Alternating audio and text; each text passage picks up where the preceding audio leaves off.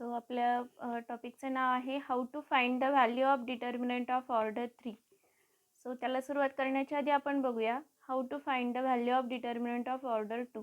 Order 2चा determinant कसं solve करायचं. सगळ्यांना माहिती आहे की सपोज जनरली आपल्याकडे डी डिटर्मिनंट या फॉर्ममध्ये असेल. D is equal to A11 A12 A21 A22. So this is equal to A12 multiplied by A22 minus A21 multiplied by A12. So हे जे calculation आहे, this gives us the value of determinant of order 2. For example, here we have example of determinant of order 2, 2 5 minus 1 3. So how we can find the value of this determinant. 2 is multiplied by 3 minus 1 is multiplied by 5. So we have here 6 minus plus here plus 5. So answer is plus 11. So in this way we can find the value of determinant of order 2, right? So our today's topic is the value of determinant of order 3. Order 3चा determinant solve कसा करायचा ते बघायचं. Order 2चा आपल्याला येतोय find out करता आता. So order 3चा डिटर्मिनंट फाइंड आउट करण्यासाठी आपल्याला जनरली सपोज या टाईपचा डिटर्मिनंट दिलेला असेल. ऑर्डर 3चा डिटर्मिनंट आहे तर 3 रोज आहे 3 कॉलम आहे. टोटल आपल्याकडे 9 नंबर ऑफ एलिमेंट्स असतील. सो एलिमेंट आपण जनरली या पद्धतीने रिप्रेझेंट करतो. So this A11 represents the element belongs to first row, first column. A12 represents the element belongs to first row and the second column. Similarly for all elements, for example, suppose we for this element, this element belongs to third row and second column. अशा पद्धतीने आपण generally represent करतो elements. तर या टाईपचा order 3चा determinant जर आपल्यासमोर असेल आणि तो आपल्याला सॉल्व करायचा किंवा व्हॅल्यू फाइंड आउट करायची, ती कशी करायची. तर आपल्याला काय करायचं आहे, फर्स्ट रोचा फर्स्ट एलिमेंट पिक करायचं आहे, दॅट इज A11 आणि या A11ला मल्टिप्लाय करायचं आहे आपल्याला एक ऑर्डर 2चा डिटर्मिनंट. ठीक आहे. आता हा ऑर्डर 2चा डिटर्मिनंट फिल कसा करायचा ते बघूया आपण. सो ऑर्डर 3चा डिटर्मिनंट फिल करण्यासाठी आपण काय करणार आहे की आपण A11 एलिमेंट ज्या रो आणि ज्या कॉलममधनं घेतला ती रो आणि कॉलम आपण इग्नोर करणार आहे. सो किंवा डिलीट करणार आहे असं म्हणूया. सो त्यातनं मग आपल्याला 4 एलिमेंट्स दिसतील.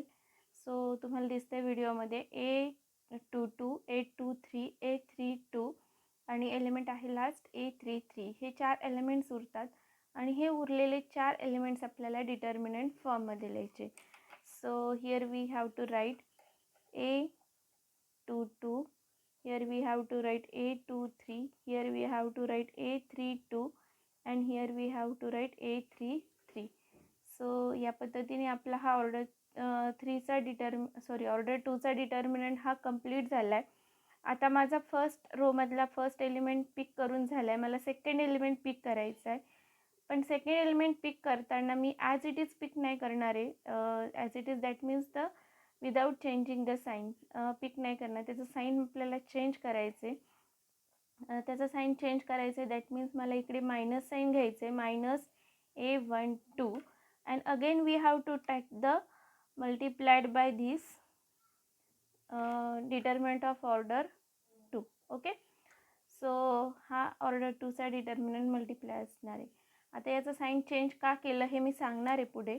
आधी आपण हा डिटर्मिनंट फिल करूया. जसं आपण हा डिटर्मिनंट ऑर्डर 2चा फिल केला त्याच पद्धतीने आपल्याला हा पण फिल करायचा आहे. Since we are taking here element from first row and the second column, we have to ignore this column and this row. So we have how many elements? Again we have 4 elements. In this first is A21, second is A23, third is A31 and the fourth is A33. So write all these 4 elements in this determinant. Then you will get a determinant of order 2. इथला जो determinant of order 2 आहे, this you will get.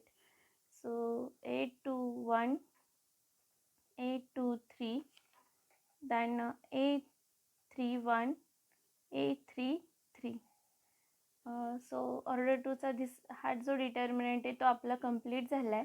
आपल्याला पुढे काय करायचं आहे, शेवटचा जो फर्स्ट रोमधला शेवटचा एलिमेंट आहे तो घ्यायचा आहे आणि तो आपण ॲज इट इज घेणार आहे. That means without changing sign तो ॲज इट इज घेणार आहे. So here we have to write plus A13. So again we have to take here determinant of order 2. So याला परत मल्टिप्लाय असणार आहे determinant of order 2 आणि हा determinant of order 2 कसा फिल करणार, परत तीच मेथड जी ह्या दोघांसाठी आपण यूज केली. Since we are taking here element from first row and the third column, we have to ignore third column and the first row. So first row आणि third column ignore जर केले किंवा delete केले तर तुम्हाला हे 4 elements दिसतील आणि हेच 4 एलिमेंट आपल्याला डिटर्मिनंट फॉर्ममध्ये लिहायचे. सो पहिला एलिमेंट आहे A21, दुसरा एलिमेंट आहे A22, तिसरा आहे A31 आणि चौथा आहे A32. So write all these element in determinant form. A21, A22, here we have A31 and here we have A32. So या पद्धतीने आपलं जे एक्सपान्शन म्हणूया आपण याला, expansion of order 3 determinant is completed.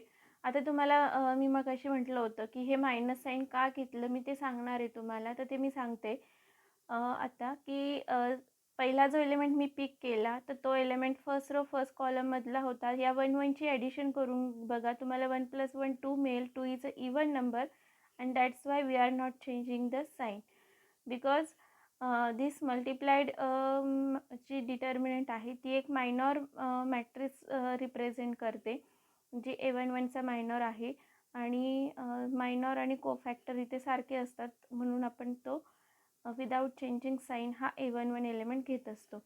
तर नेक्स्ट एलिमेंट घेताना आपण साईन चेंज करतोय म्हणजे A12 एलिमेंटला इथे मल्टिप्लाइड बाय मायनस साईन घेतोय.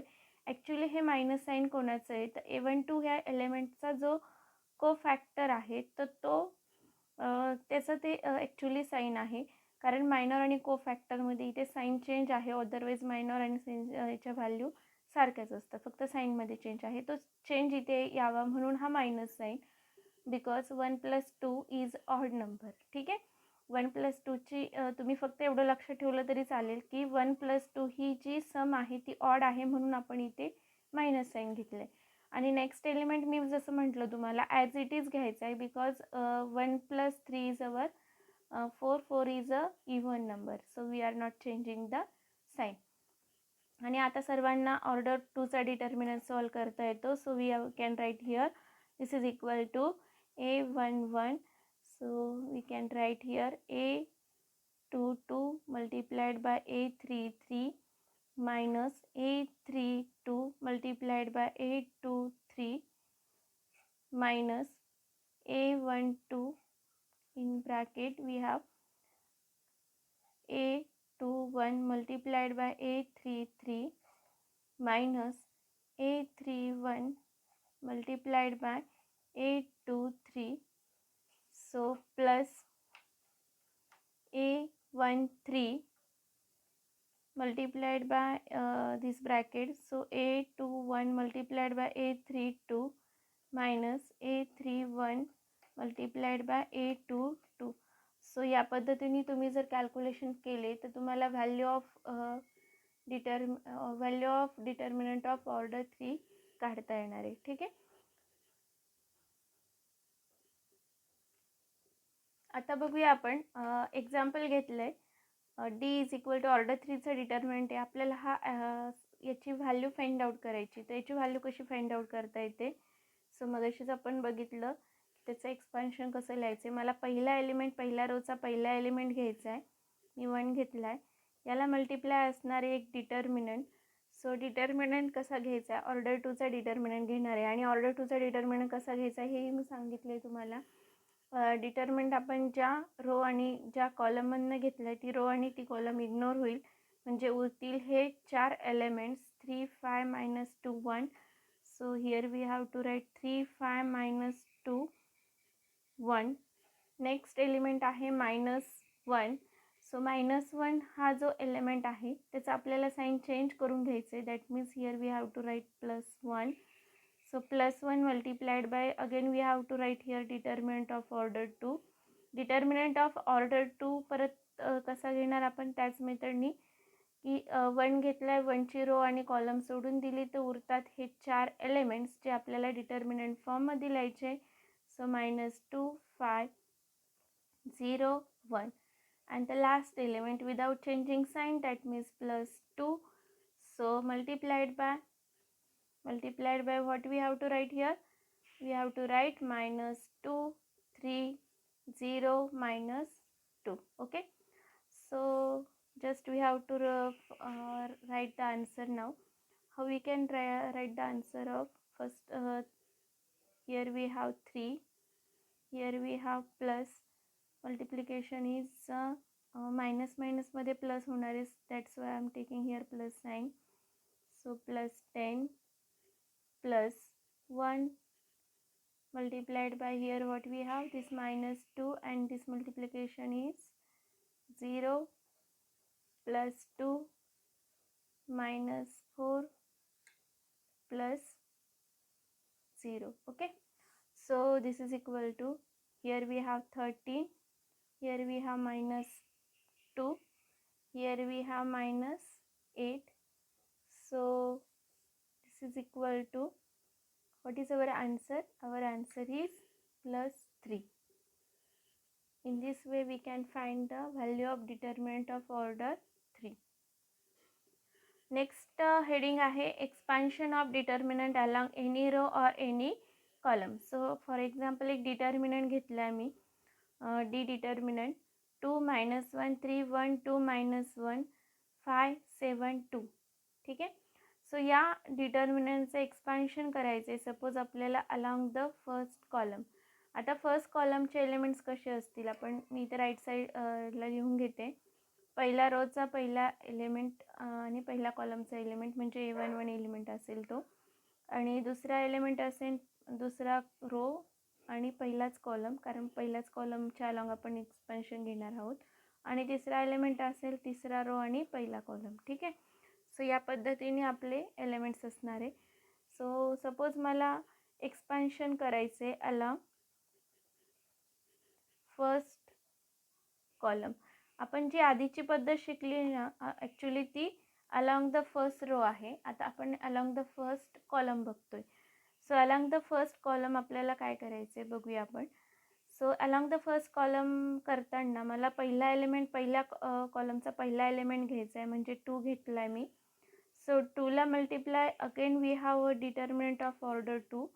परत जेव्हा आता मी 2 घेतला आहे तर 2 घेतलेला कॉलम आणि रो सोडून देणार आहे, म्हणजे माझ्याकडे असतील हे 4 एलिमेंट्स 2, -1, 7, 2.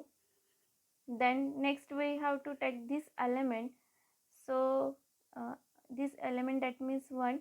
आता हा एलिमेंट कसा आहे, A21 प्लेसचा आहे, तर 2 + 1 तुम्ही सम करून बघितलं तर ती ऑड नंबर होणार आहे. म्हणजे तुमच्या लक्षात आलं असेल की आपल्याला हा जो 1 आहे तो काय करायचा आहे, साईन चेंज करून घ्यायचा आहे, म्हणजे मला इकडे -1 लिहायचं आहे.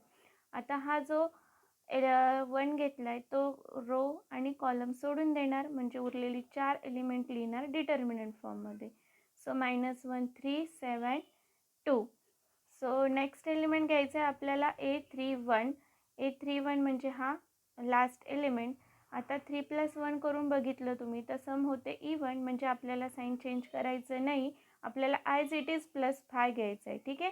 सो ॲज इट इज +5 घ्यायचं आहे. डिटर्मिनंट फॉर्ममध्ये कोणते एलिमेंट्स लिहिणार आहे आपण, -1, 3, त्यानंतर 2, -1. सो या पद्धतीने आपण एक्सपान्शन केलं डिटर्मिनंटचं अलॉंग फर्स्ट कॉलम. आता हे फक्त कॅल्क्युलेशनचा पार्ट राहिला आहे. कॅल्क्युलेशनचा पार्ट आपण कंप्लीट करूया. So this is equal to 2 in bracket what we have. आपण डायरेक्ट करूया इकडे. 2 multiplied by 2 that means we have 4. आता मिडलला मायनस प्लस साईन होणार आहे म्हणून प्लस लिहून घेतलं आहे, +7. So -1, here we have -2 minus say 21 plus 5. So here we have +1 minus 6. So calculate this, what we will get, check. So here we have 2 multiplied by 11. So minus 1, here we have minus 23. So plus 5 and here we have minus 5. So calculate करूया. Calculate केल्यावर काय मिळेल ते बघूया आपण. ठीक आहे. So इथे मिळेल आपल्याला 22, इथे plus 23 and here we have minus 25. ठीक आहे, minus 25. सो आन्सर असेल आपलं, it is final answer is our 20. Okay, so in this way we can expand the determinant along the first column. या पद्धतीने तुम्ही सेकंड कॉलम, थर्ड कॉलम किंवा second row, third कॉलमसाठी करू शकता. जर हा व्हिडिओ आवडला असेल तर या व्हिडिओला नक्की लाईक करा, चॅनलला सबस्क्राईब करा आणि बेल आयकॉन दाबा. थँक्यू.